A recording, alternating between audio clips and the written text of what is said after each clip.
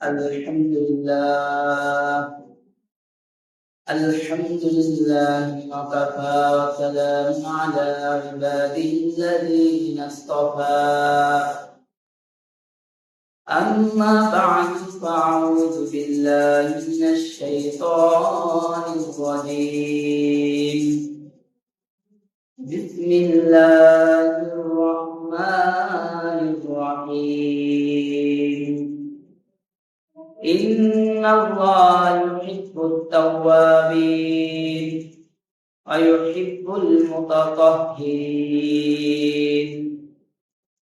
أو كما قال عليه الصلاة والسلام إن الله ملائكته يصلون على النبي يا أيها الذين آمنوا صلوا عليه وسلموا تسليما اللهم صل على محمد وعلى آل محمد كما صليت على إبراهيم وعلى آل إبراهيم إنك حميد مجيد اللهم بارك على محمد وعلى آل محمد كما باركت على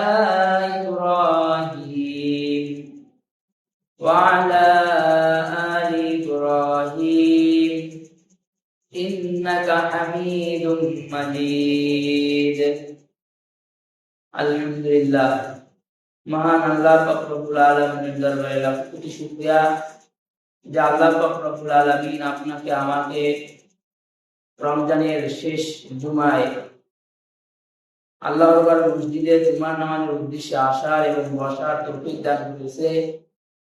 সেই বিশ্ব মালিক বিশ্ব প্রতিপালকের দরবারে শুকরিয়া দান করি বলি আলহামদুলিল্লাহ। আলহামদুলিল্লাহ। এই যে আমাদের হায়াতের জীবন থেকে রমজান চলে গেল, হয়তো পারে এটা কারো জীবনের শেষ রমজান। এই রমজান যেটা গেছে এটা আর আসবে না।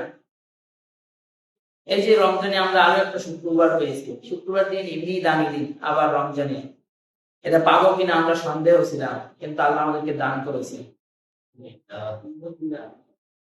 যাই হোক, হয়তোবা আগের রমজানে অনেকে ছিল, এই রমজানে তারা নাই। আবার এই রমজানে আমরা আছি, হয়তো সামনে থাকবো না। কিন্তু রমজান আমাদের আসছে আমাদেরকে তাকওয়াবান বানানোর জন্য, আমাদেরকে মুত্তাকি বানানোর জন্য আসছে, আমাদেরকে গুনাহ মুক্ত করার জন্য আসছে, আমাদেরকে নেককার বানানোর জন্য রমজান আসছে। আসলে আমরা কি নেককার হতে পেরেছি, গুনাহ মুক্ত হতে পেরেছি? এই চিন্তা আমাদের ভিতর নাই, কিন্তু আমরা ঈদ আনন্দে মাতোয়ারা হয়ে গেছি। ঈদ আনন্দে আমরা আনন্দ করতে শুরু করে দিয়েছি। ঈদ মানে তো আনন্দ, অবশ্যই আনন্দ করবে, তবে ঈদে কেমন আনন্দ করবে এটাও ইসলামের শিক্ষা আছে। গান বাজনা বাদ্য দিয়া ঈদ উদযাপন করা ইসলামের শিক্ষা নয়, এটা ইসলামের বাহিরে, এটা কোনো সময় শরীয়ত সমর্থন করে না। রমজানে রোজা রাখে নাই, কিন্তু ঈদের সময় বাজাইয়া নাচ গান করতেছে। এমনকি বিভিন্ন জায়গায় অলরেডি গান বাজনা শুরু হয়ে গেছে, অথচ রোজা শেষ হইতে পারে নাই। রোজা শেষ হতে পারে নাই, কিন্তু ঈদের আনন্দ শুরু হয়ে গেছে। হ্যাঁ, ঈদ আনন্দ করবেন, কিন্তু আমাদের যদি নৈতিকতা নাই, ঈদ আমাদেরকে কি শিক্ষা দেয়? ঈদ আনন্দ ভাগাভাগি করে নেওয়ার জন্য। কিন্তু আমরা সেই ঈদ ভাগাভাগি করে নেই না। কারণ দেখবেন, কারো যদি আত্মীয় স্বজনের সাথে বাদাবাজি থাকে, সে বাদাবাজি এখনো চালু আছে। ঈদের দিনও হেসে বলে না যে আসসালামু আলাইকুম ভাইজান কেমন আছেন, বলে না। তারপরে সবচেয়ে বেশি আমাদের যে সমস্যা, ঈদ আসলে আমরা বেশি অপচয় করি।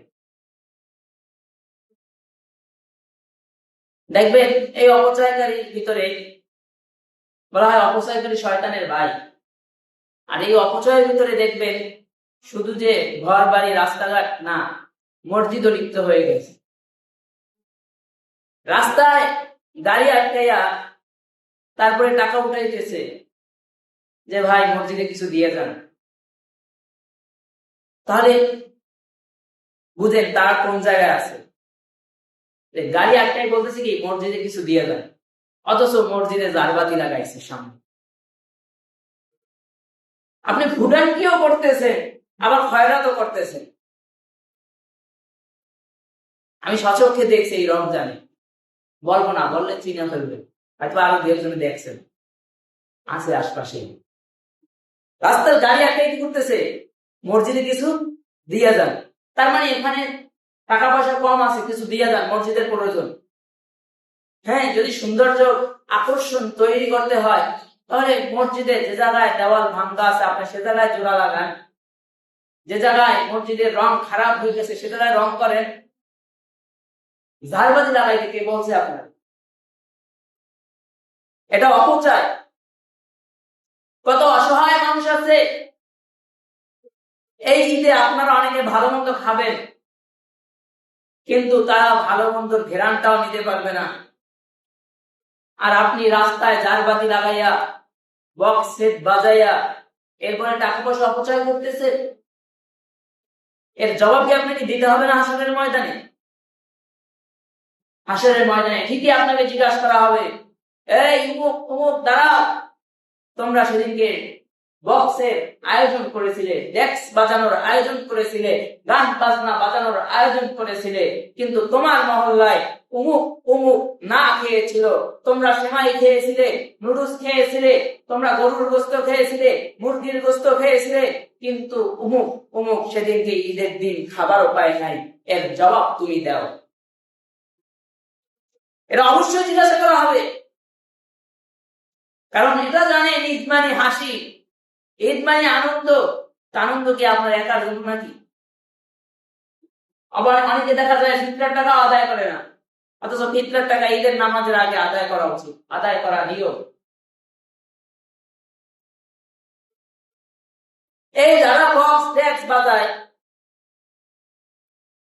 যাই দেখবেন এদেরকে যদি বলেন মাহফিল দিতেছি এলাকায় কিছু দেন, বলবে খাইলে আর কাম পাইছে না, এই বাচ্চাদের পরীক্ষা, তাই রাত্রেবেলা মানুষ ঘুমায়, তাই অসুস্থ মানুষ থাকে, হাটের রুগী থাকে, অমুক রুগী থাকে, তমুক রুগী থাকে, মাহফিল করলে ডিস্টার্ব হয়।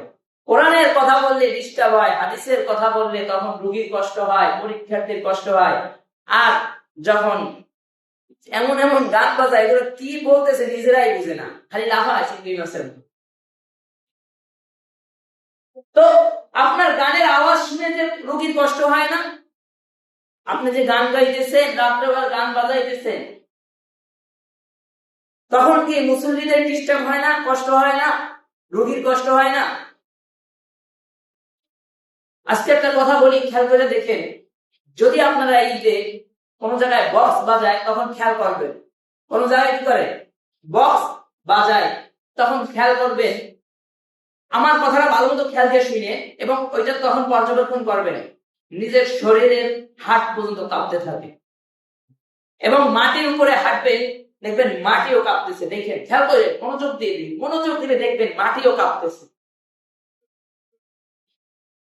খেয়াল করেন, এতদিন যদি খেয়াল না করে থাকেন আজকে খেয়াল করেন যে হুজুরে এই কালকে আর এই জুমায় হুজুরে এই কথা বলছে, আসলে দেখি বাস্তব কিনা দেখেন।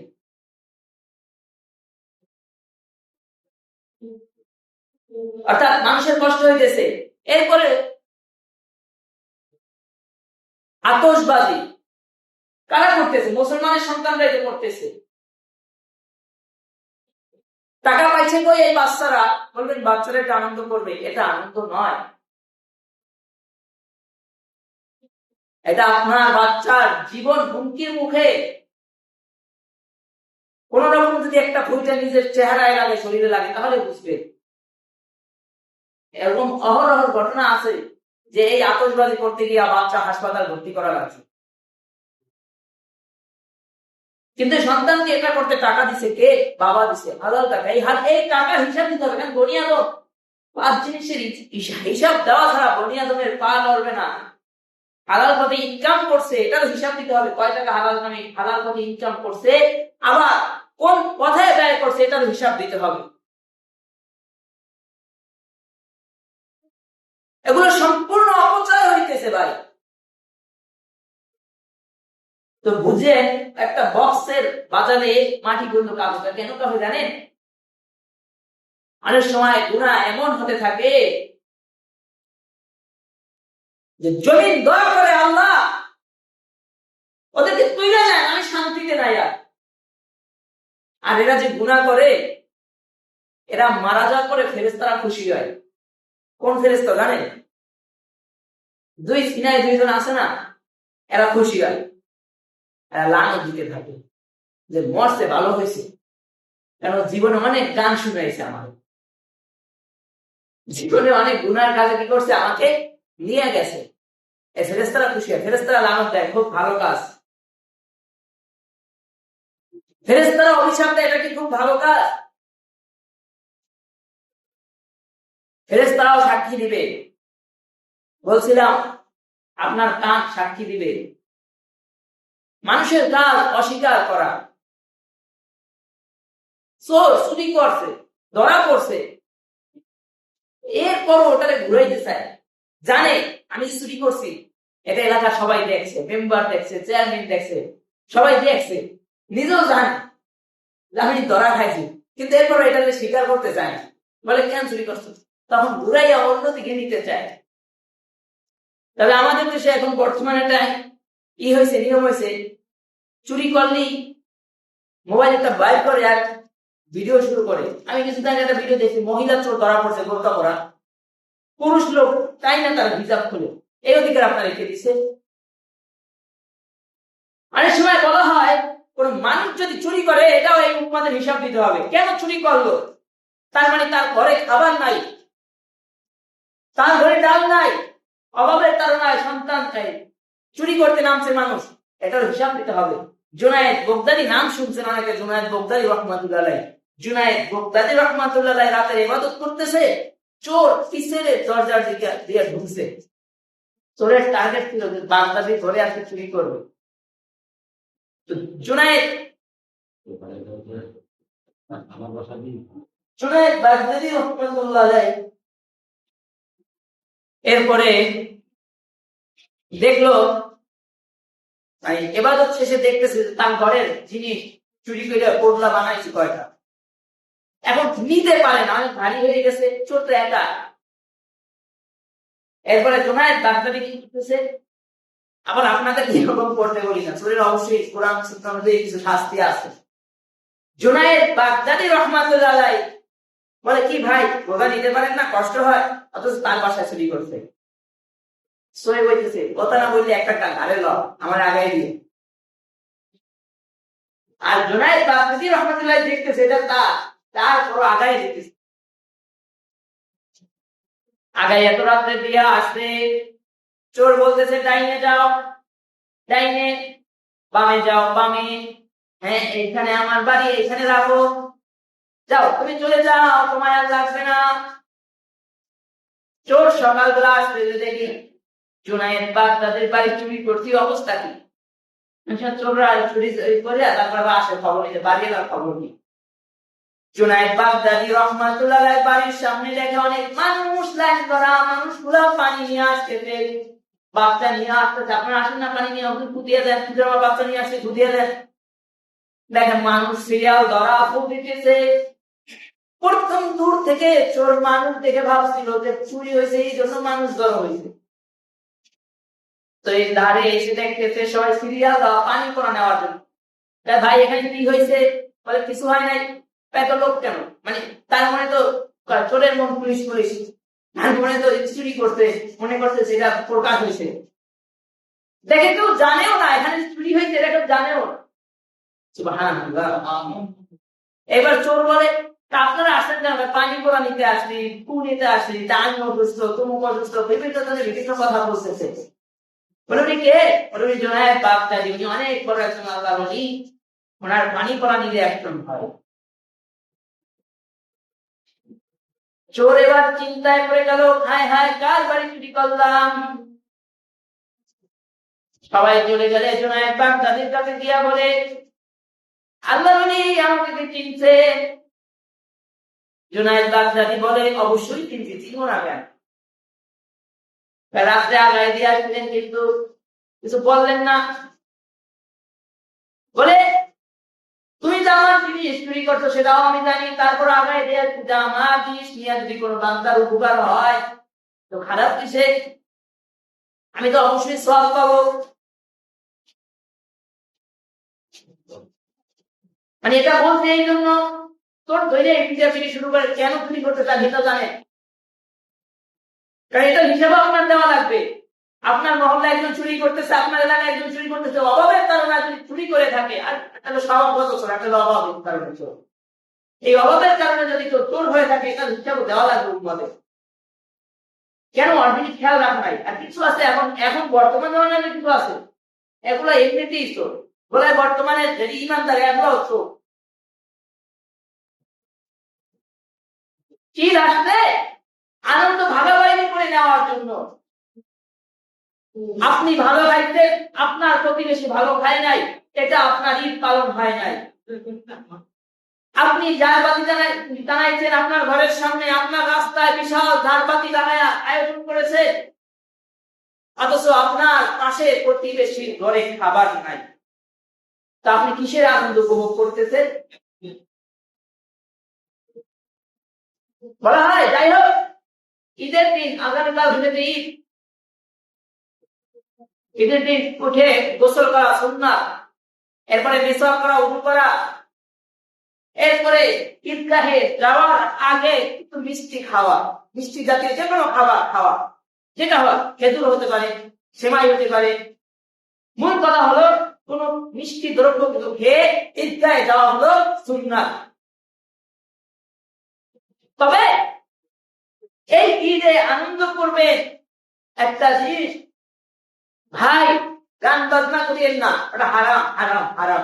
ইসলাম কখনোই সমর্থন করে না যে ঈদ আসবে ইসলাম কিভাবে ঈদ উদযাপন করবে, এটা ইসলাম শিক্ষা দিছে। হারাম গান বাদ্য বাজাইয়া ইসলাম শিক্ষা দেয় নাই, সমর্থন করে নাই। এ কারণেও দেশে আযাব আসতে পারে, গজব আসতে পারে। বলবে হুজুর আমাদের এই কয়েকজন লোকের কাছে বলে আপনার কি লাভ, সমাজে তো আরো জায়গায় গান বাজাইবে। আমরা চিন্তা করি কি জানেন, যদি বলি আপনি নামাজ পড়েন তাহলে উমুকে পড়ে না, তার মানে উমুকে পড়বে তারপর সে করবে। আরে না, আপনি নিজে মডেল হন। আপনারা চিন্তা করবেন যে এই বছরে আমাদের এলাকায় আমরা কাউকে ওয়াক্ফ বাজাতে দিব না, আর আপনার দেখা দেখি তখন আর এক এলাকায় এই আয়োজন করবে যে আমাদের এলাকায় ওয়াক্ফ বাজাইতে দিব না, অর্থাৎ আপনি আমি তাহলে মডেল হব। কেউ না দেখুক, রক্ত দেখবে যে এলাকার মুসলিম এখন একতা হয়ে পোষণ করেছে আমাদের এলাকায় কোনো গান বাজনা হবে না, এগুলো হবে না, আমাদের এইটা কেউ না দেখুক, দুনিয়ার কেউ না দেখুক, রব দেখবে না। রমজান আসছে কিসের জন্য আসছে? আপনার টাকা অর্জন করার জন্য আসছে। ওই দিন না যে দিনের ভিতরে আল্লাহ নাই, রমজানে আল্লাহর সাথে সম্পর্ক করলেন, ইবাদত করলেন, তাহাজ্জুদ করলেন, সাহরি খাইলেন, ইফতার করলেন, তারাবি করলেন, কোরআন তেলাওয়াত করলেন, শুনলেন, কত ইবাদত করলেন, ঈদের দিনই শেষ করে দিবেন গান শুনে? ওই রেন না যারা তো দেশের বিভিন্ন জায়গায় করবে, এটা আমাদের কথা হতে পারে না, আমরা করব না। এবং এটা এমন ভাবে প্রচার করব, এটা এমন ভাবে প্রচার করব যাতে আরো আমাদের পার্শ্ববর্তী এলাকায় গান বাজনা বন্ধ হয়।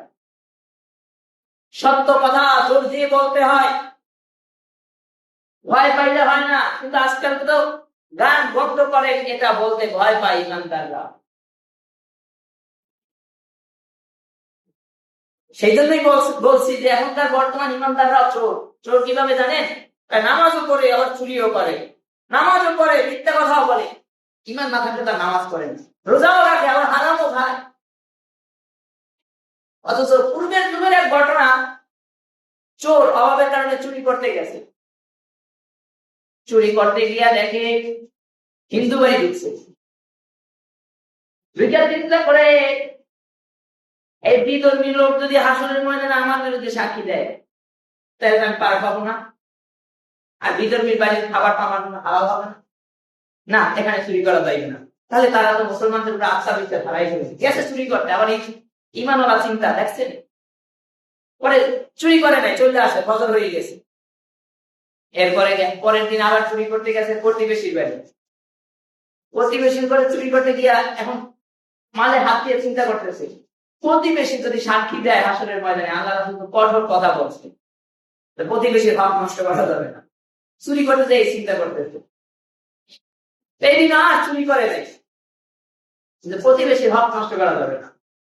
তৃতীয় দিন আবার চুরি করতে গেছে, এখন চুরি করতে গিয়া দেখে যে বাড়ি চুরি করতে গেছে তার টাকার উপর লেখা আছে এই মালের জাকাত দেওয়া হয়েছে, এই মালের জাকাত দেওয়া হয় নাই, এটার জাকাত ফুল আদায় হয়েছে, এটার জাকাত ফুল আদায় হয় নাই, এই মালটা এখন হালাল, এটার জাকাত হয় নাই, এটা এখনো হারাম আছে, এগুলো সব লেখা লিস্ট করা। এখন এই চিন্তা করতে তো খুব ভালো মানুষ, তো হালাল হারাম দেওয়া আছে, তাই আমি হালাল গুলা বাইসা বাইসা লই। তাই এই এর হালাল হারাম যাচাই বাছাই করতে করতে ফজরের আজানের সময় হয়ে গেছে। বাহির থেকে মুয়াজ্জিন বলতেছে আল্লাহু আকবার, আল্লাহু আকবার। এই লোক এখন বাড়ির বারান্দায় দাঁড়ায় বলতেছে আল্লাহু আকবার, আল্লাহু আকবার, আল্লাহু আকবার, আল্লাহু আকবার। আজান দিয়ে দিছে। বাড়িওয়ালা ঘিরে আজান দেয় কে? বাড়িওয়ালা সে বলে কে আপনি? আমি কে সেটা বলা যাবে না, আসেন নামাজ পড়ি। আমি কে সেটা বলা যাবে না, আসেন নামাজ পড়ি, আপনি একামত দেন, আপনি একামত দেন। তোর ইমামত করবে, আমাদেরকে আজান দিতে বললে আমরা আজান দিতে পারি না, ভাই রাগ করে না। আবার এরপরে বলে একামত দেন, বাড়িগুলো একামত দিল, কিন্তু বাড়িগুলো তো কি কে চিন্তা থাকে না। সে একামত দিছে, একামত দেওয়ার পরে চোর সুবহানাল্লাহ বলতেন, কথাটা বলার পরে জোরে বলবেন, আগে না ডেলিভারি দিয়ে গেল। এরপরে চোরের যে নামাজ পড়াইছে, চোরের তেলাওয়াত এত সুন্দর হয়েছে, বাড়িওয়ালা খুশি হয়ে বলে কেন বাবা তুমি, তোমার তেলাওয়াত তো অনেক সুন্দর, মাশাআল্লাহ, সুবহানাল্লাহ। চোরের তেলাওয়াত শুনে মুগ্ধ হয়েছে।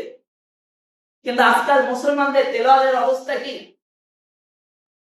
এরপরে বাড়িওয়ালা বলে ধরছি, তোমার তেলাওয়াত আমার পছন্দ হয়েছে, তোমার হাত ধরছে, তোমার পরিচয় না দেওয়া পর্যন্ত তোমার ছাড়।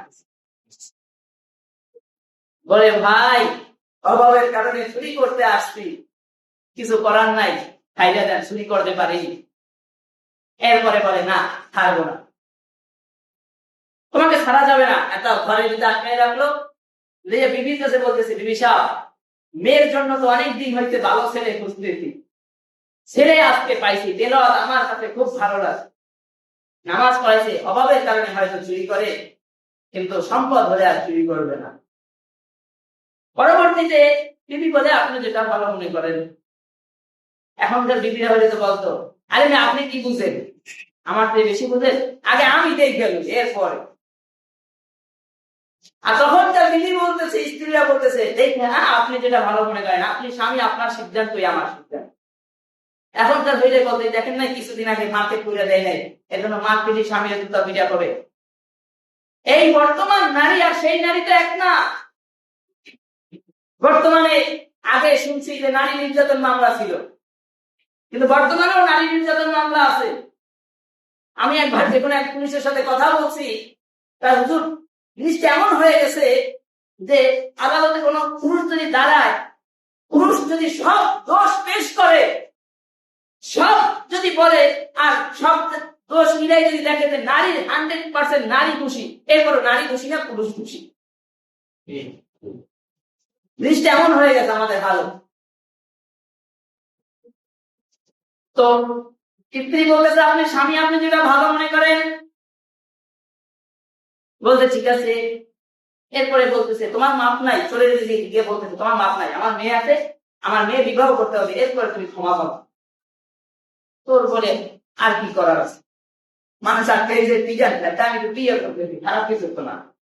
চোর বলে ঠিক আছে, আচ্ছা কোনো সমস্যা নাই, বিবাহ হয়ে গেল, শ্বশুর কিছু সম্পদ লিখে দিল, এটা হলো শ্বশুরের পক্ষ থেকে হাতিয়ে দিতে। আবার এটা শুনে মনে করেন না যে যৌতুক নেওয়া যায়, যৌতুক খাওয়াতে পায়খানা খাইয়ে এরা খাওয়া।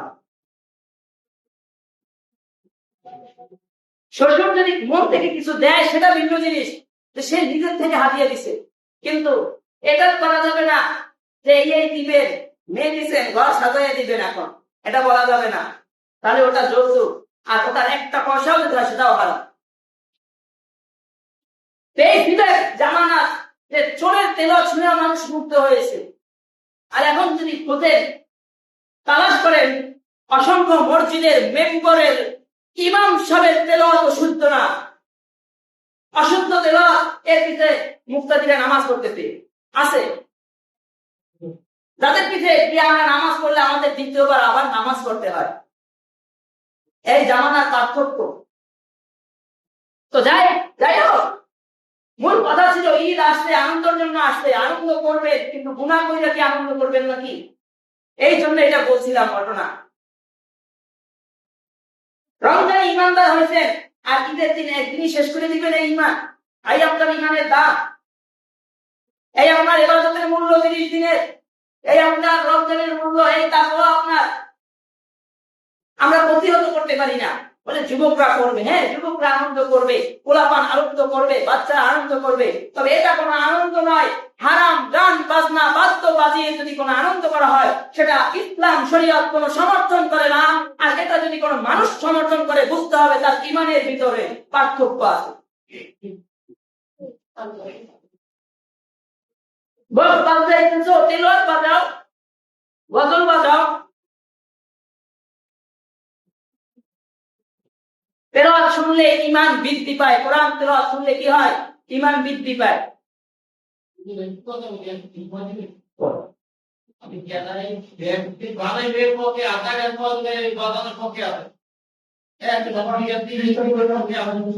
এরপরে তো যাই হোক, ঈদ আমাদের কি হয়েছে? আনন্দ নিয়ে আসবে।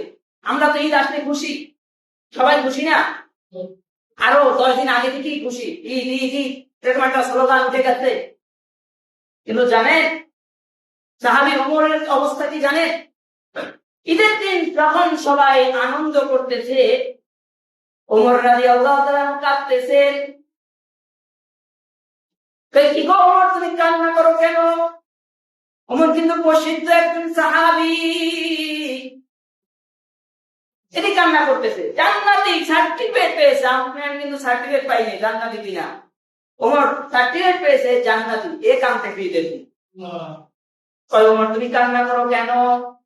আর ঈদের দিন আনন্দের দিন কেন কান্না করতেছ? ভাই ঈদের দিন আনন্দের দিন জানি, কিন্তু আনন্দ যে করব, আমি কি আমার রবের সন্তুষ্ট অনুযায়ী আমি রোজা পালন করতে পেরেছি? আমার রমজান কি আল্লাহর কাছে কবুল হয়েছে এটা তো আমি জানি না। আমার তারাবি কি আল্লাহর কাছে কবুল হয়েছে কিনা এটা তো আমি জানি না। ওমরের চিন্তা, আসলে তো মুমিন মুসলমানের এই চিন্তা হওয়া উচিত ছিল যে আল্লাহ ইবাদত করেছি, আপনার সন্তুষ্ট মতো ইবাদত করার শক্তি আমাদের নাই, কিন্তু আপনি আপনার রহমত দ্বারা আমাদের প্রত্যেকটা ইবাদতকে কবুল করে নেন। এই কথা চিন্তা করে আমাদের কান্না করা উচিত ছিল, কিন্তু না, আমরা আনন্দে মাতারা হয়ে গেছি। তওবা করা উচিত ছিল, আল্লাহ রমজান চলে গেছে, রমজানের হক আদায় করতে পারি না, আল্লাহ আমাদের গুনাহ মাফ করে দেন, আমাদের ভুল ত্রুটি মাফ করে দেন, এই তওবা করা উচিত ছিল। অনেকের ভিতরে মনে ধারণা কান মিস্টারি আছে না, এর কাম হইল মানুষের মধ্যে ধোঁকা দেওয়া। ইবলিস কয় কি জানেন? আমার আল্লাহ বলছে আমার বান্দা আমার কাছে যখন মাফ করবে আমি তখনই মাফ করে দিব, কিন্তু ইবলিস বলে জীবনে আল্লাহরে ডাকছস না, তোরে কিসের মাফ করবে? তোরে আল্লাহ মাফ করবে না, তুই আর ইবাদত কইরা কি করবি? এটা ইবলিসের বুদ্ধি। হযরত মুসা আলাইহিস সালামের জামানায় অনেক দিন ধরে বৃষ্টি হয় না। বৃষ্টি না হওয়ার পরে সালাতুল ইস্তিসকা নামাজ পড়তে হয়। এখন অনেক আছে এটা কিসের নামাজ ওটা জানে না, বলা এটা বৃষ্টি পড়ার জন্য নামাজ। এই নামাজে গরু ছাগল নিয়ে যায় মানুষরা, বলা হয় আমাদের দোয়া কবুল না হলেও ওদের চোখের পানি কবুল হবে। আর সালাতুল ইস্তিসকা চিনবে কিভাবে? এখনকার মুসলমানদের যদি ইন্টারভিউ নেওয়া হয় রাস্তায় নেমে, তাহলে 5 ওয়াক্ত নামাজের নাম তো ঠিক করে বলতে পারবেন না। কি আমার কথা কি ভুল? তাই বলেন ঠিক না বেঠিক বলবেন তো? বোবার মতো বসে রয়েছেন স্যার, বলবেন তো? যদি মুসলমানদের ইন্টারভিউ নেওয়া হয় তাহলে দেখবেন 5 ওয়াক্ত নামাজের নাম বলতে পারে না, আছে কালিমা বলতে পারে না মুসলমান। জিজ্ঞাসা করেন আপনি কি মুসলমান? কিন্তু আমাদের অবস্থা এই। তো মুসা আলাইহিস সালাম তার উম্মত নিয়ে সালাতুল ইস্তিসকা নামাজে দাঁড়ায় গেছে। সালাতুল ইস্তিসকা নামাজ পড়ার নিয়ম 3 দিন। 3 দিন নামাজ পড়ার পরে রোদের ভিতরে তারপরে বৃষ্টি হয়ে যাবে, মোটামুটি কনফার্ম। 3 দিন পয়গম্বর নিজে নামাজ পড়েছে কিন্তু বৃষ্টি হয় না।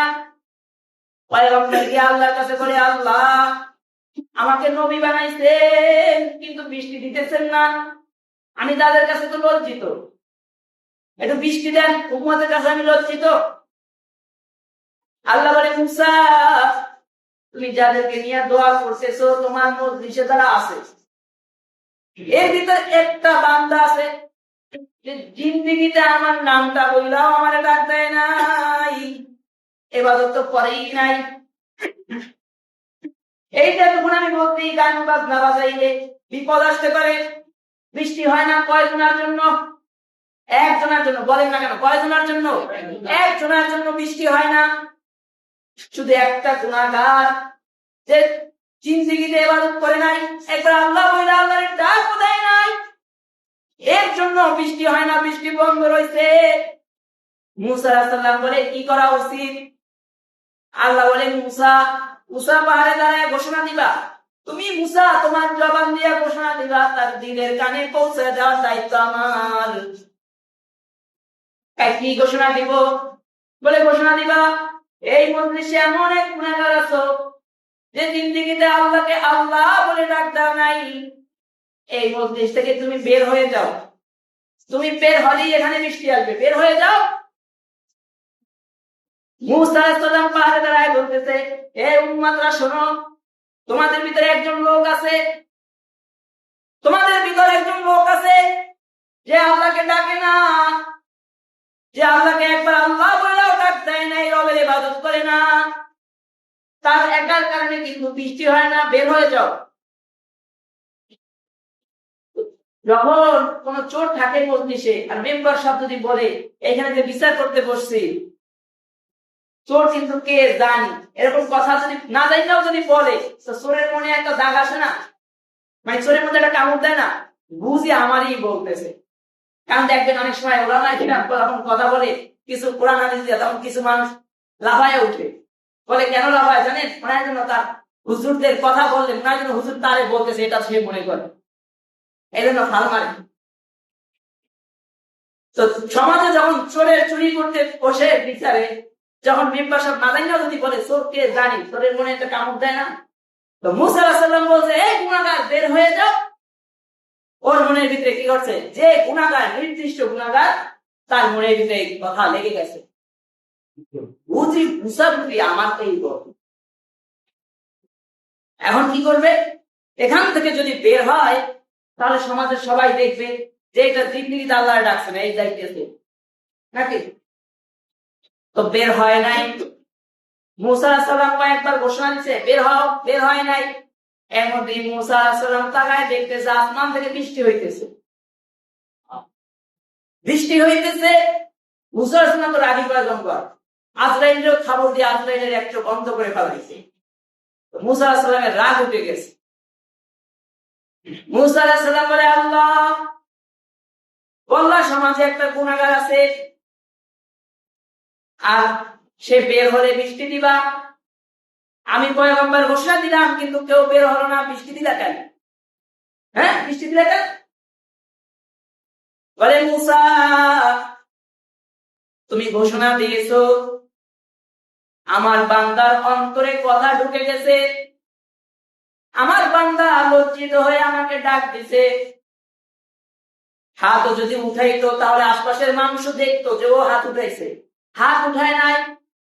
তওবা করার জন্য গালে আস্তাগফিরুল্লাহ আস্তাগফিরুল্লাহ বলে থাপ্পড় দিতে হয় না, তওবা করার জন্য হাত উঠাইয়া আল্লাহর কাছে তওবা করতে হয় না। তো এই মুসা আলাইহিস সালামের উম্মত আল্লাহ বলতেছে তুমি ঘোষণা দিছো আর আমার বান্দা আমায় মনে মনে ডাক দিছে, জোরেও ডাক দেয় নাই, জোরে বলে নাই আল্লাহ মাফ করে দেন, এটা জোরেও বলে নাই, মনে মনে বলছে আল্লাহ এই সমাজ থেকে আমি এখন বের হয়ে গেলে আমাকে মানুষ গুনাহগার করবে, কাল থেকে আমাকে যেখানে দেখবে মানুষ ভাববে এটা পাপিষ্ঠ, তুমি তোমার বান্দাকে এভাবে পাপিষ্ঠ বানাইও না, জিন্দেগিতে ইবাদত করি নাই, সামনে থেকে আর তোমার ইবাদত ছাড়বো না, ও মালিক তুমি আমায় মাফ করে দাও। অন্তর থেকে বলছে আর রব্বুল আলামিন সাথে সাথে মাফ করে দিয়েছে, সুবহানাল্লাহ।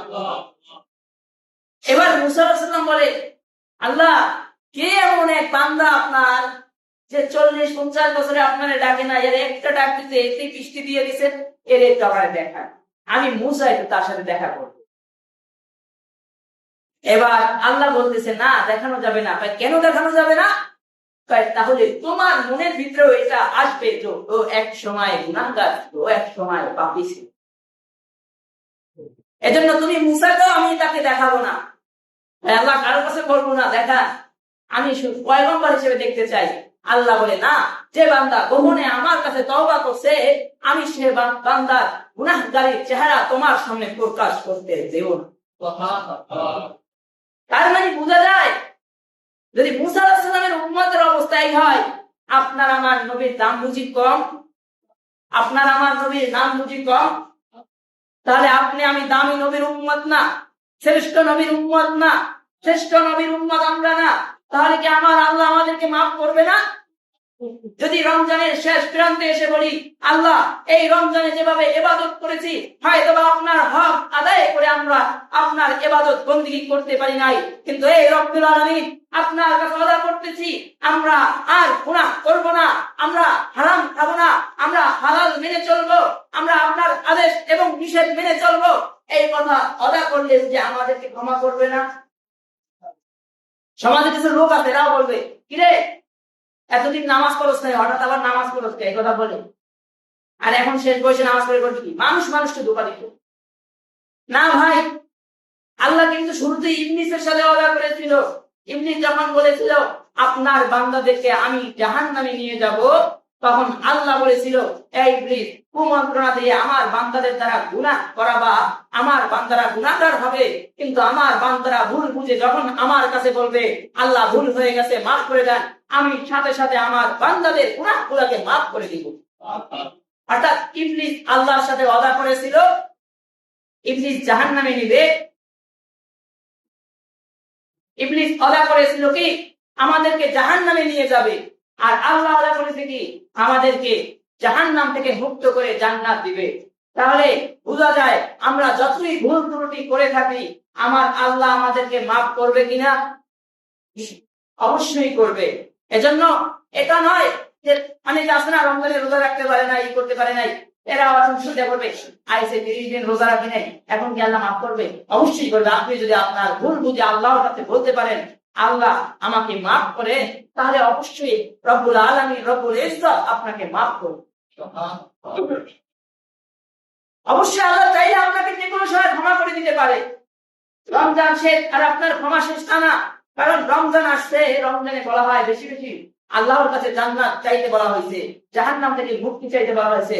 আল্লাহুম্মা ইন্না নাসআলুকাল জান্নাহ ওয়া নাউযু বিকা মিনান নার, এই কথা বেশি বেশি দোয়া করতে বলছে আল্লাহ রাসূল। তার মানে রমজান আসছে আমাদেরকে জান্নাতে নেওয়ার জন্য। যদিও রমজান মাসে আমরা গুনাহ কাজ করেছি, রমজানে রোজা রাখি নাই, অন্যরা যারা রোজা রাখছে তাদেরকেও আমরা পানাহার করে ধূমপান করে তাদের রোজায় আমরা ব্যাঘাত ঘটিয়েছি, কিন্তু ভাই এটা মনে করেন না যে আল্লাহ আপনাকে মাফ করবে না, এটা মনে করেন না, এটা মনে করার কোনো সুযোগই নাই। আপনি যদি আপনার অন্তর দিয়ে বলতে পারেন যে রব্বুল ইজ্জত আমাকে মাফ করেন, তাহলে অবশ্যই মাফ করবে। আল্লাহর কাছে মাফ চাওয়ার জন্য নামাজে হাত উঠানোর প্রয়োজন নাই। আমরা দেখবেন কিছু হয়ে গেলেই বলি আস্তাগফিরুল্লাহ আস্তাগফিরুল্লাহ, মানে এই তওবা করতে। আসলে এটা কি তওবা? এটার নাম তওবা? এটার নাম তওবা না। ওটা হ্যাঁ আপনি একটা ভুল বুঝতে পারছেন সেটাই করলেন, কিন্তু এই করে আবার একটু করে আবার করে, আবার কালে খবর দেয়, আবার গুনাহের কাজ করে। প্রকৃত তওবা কি? প্রকৃত তওবা হলো এটা যে গুনাহ হবে না। হ্যাঁ মানুষ গুনাহ করবে, এরপরে আবার সে তার ভুল বুঝতে পারবে, কিন্তু আমাদের কাছে আজকে একটু গুনাহটা করি, কালকে তওবা করি, আজকে ফজরের নামাজটা বাদ দিই, কালকে থেকে পড়বো। এজন্য জিজ্ঞাসা করে ভাই নামাজ পড়বেন না, তাহলে সামনে থেকে আসুন। সামনে যে বাঁচবেন এটার কি প্রমাণ আছে আপনার কাছে? আপনি কয়দিন বাঁচবেন? মৃত্যুর জন্য প্রস্তুতি হন, সর্বসময় মৃত্যুর জন্য প্রস্তুতি নেন। আল্লাহর এক বান্দাকে জিজ্ঞেস করা হয়েছিল যে আল্লাহর ওলি, আপনাকে যদি জানানো হয় আগামীকালকে আপনার মরণ হবে, তাহলে এই আজকে থেকে আপনি কি আমল শুরু করবেন? যদি কি আপনাকে জানানো হয় যে আপনি আগামীকাল মারা যাবেন, বলে আমাকে যদি জানানো হয় আমি বিগত দিনেও যে আমল করেছি আমি সামনে একদিনও সেরকমই আমল করব, তাহলে তার মৃত্যুর জন্য কতটা প্রস্তুতি। কারণ এর আমল কি করতে না, আমাদেরকে যদি জানাইয়া দেওয়া হয় এই মসজিদের ইমাম সাহেব আপনি কিন্তু কালকে মারা যাবেন, তাহলে আমি আর বাড়ি যাবো না, এখানে বসে ইবাদত করতে থাকবো। আমাদের অবস্থা এই না যে একদিন আছে জিন্দগি আল্লাহর কাছে চাই। অথচ যখন জানাই দেওয়া হবে, যখন মৃত্যু নিশ্চিত হয়ে যাবে, তখন কিন্তু তওবা কবুল হবে না। যখন মৃত্যু নিশ্চিত হয়ে যাবে তখন তওবা কবুল হবে না। আপনার কতটুকু হায়াত আছে এটা আপনি জানেন না। হয়তোবা এই জুমার নামাজ পড়ে যাইতেছেন, চিন্তা করতেছেন কালকে ঈদ, আজকে গান বাজনার জন্য বিভিন্ন আয়োজন করতে হবে, কিন্তু আপনি আসর পর্যন্ত বাঁচবেন কিনা এটাও কিন্তু সন্দেহ। কোন কোন সাহাবায়ে কেরামকে জিজ্ঞাসা করা হলে মৃত্যু কতদূর, বলে ডান দিকে নামাজে সালাম ফিরাইছি, বাম দিকে সালাম ফিরাতে পারবো কিনা এটা সন্দেহ আছে। মৃত্যু অনেক কাছে, মৃত্যু যে কোনো সময় এসে যাবে। এজন্য আমরা জানি না কে কোন সময় মারা যাব, কিন্তু শুনছি তওবা করলে আল্লাহ মাফ করে। তো আজকে তওবা করবে যে আল্লাহ এই জুমার নামাজে শুনছি মসজিদের ইমাম সাহেবের কাছ থেকে তওবা করলে আপনি মাফ করেন, আজকে তওবা করলাম আর গুনাহ করব না, আপনার আদেশ এবং নিষেধ কোরআন সুন্নাহ অনুযায়ী জীবন যাপন করব, আমরা আর গুনাহ করব না। অবশ্যই আল্লাহ পাক রব্বুল আলামিন আপনাকে মাফ করবে। যে কথাগুলো বলা হয়েছে আল্লাহ তাআলা আমাদের সকলকে আমল করার তৌফিক দান করুন, বলুন আমিন। এরপরে আরেকবার বলে দিই, যেহেতু কালকে ঈদের দিন ফজরের নামাজ পড়া লাগবে না, শুধু ঈদের নামাজ পড়লেই হবে। আমার কথা বুঝেন নাই মনে হয়। ঈদের দিন কি ফজরের নামাজ না? দেখবেন ফজরের নামাজে লোক হয় 10 জন, কিন্তু যখন ঈদের নামাজ হয় তখন হাজার হাজার লোক হয়ে যায়। হাজার হাজার ঈদের নামাজ এক জায়গায় রাখালেও কিন্তু ফজরের নামাজের এক ওয়াক্ত ফজরের নামাজের সমান হবে না। এজন্য কালকে ঈদের নামাজের আগে ফজরের নামাজ পড়তে হবে কিনা? হবে। সবাই পড়বেন তো? এখন শুধু কালকের কথা বলতে গিয়ে কালকেই ফজর পড়বেন, আর পরের দিন থেকে পড়বেন না। তো সব সময় এখন থেকে 5 ওয়াক্ত নামাজ পড়বেন, ইনশাআল্লাহ আদা করা যায় তো? আদা করতে তো সমস্যা নাই, আল্লাহর আদেশ এবং নিষেধ মেনে চলবেন তো? আদা করা যায় তো ইনশাআল্লাহ? বলে এই তো আদা করছেন, এটা লাভ কি জানেন? আপনি আদা করছেন, আপনি আমল করেন নাই, অটোমেটিক আল্লাহ আপনাকে সওয়াব দিয়ে দিয়েছে। ফজর কালকে, ফজরের নামাজ হয়েছে সেই কালকে, আপনি বাঁচবেন কিনা সেটাও সন্দেহ আছে। কালকে ফজরের নামাজ আপনি আসলেই পড়বেন কিনা সেটাও সন্দেহ আছে, কিন্তু অলরেডি আপনি একটা ফজরের নামাজ পড়ার সওয়াব পাইছেন। তো আজকে এখান থেকে আদা করেন যে সামনে থেকে আর 5 ওয়াক্ত নামাজের 1 ওয়াক্ত নামাজও ছাড়বেন না ইনশাআল্লাহ। বলেন ইনশাআল্লাহ। যেমন জোর হইতে এভাবে যেন 5 ওয়াক্ত নামাজের মধ্যে মুসল্লিও দেখতে পাই ইনশাআল্লাহ। আল্লাহ আমাদেরকে আমল করার তৌফিক দান করুন এবং আমাদের ঈদ যেন সুন্দর হয় সেইভাবে আল্লাহর কাছে সফলতা কামনা করি, এবং ঈদে যে সমস্ত যাবতীয় শরীয়ত বিরোধী কাজ হয় সেই সমস্ত কাজ থেকে আল্লাহ আমাদেরকে হেফাজত করুন, বলুন আমিন। এই কথাগুলো বলা হয়েছে আল্লাহ আমল করার তৌফিক দান করুন, বলুন আমিন। আলহামদুলিল্লাহি রাব্বিল আলামিন।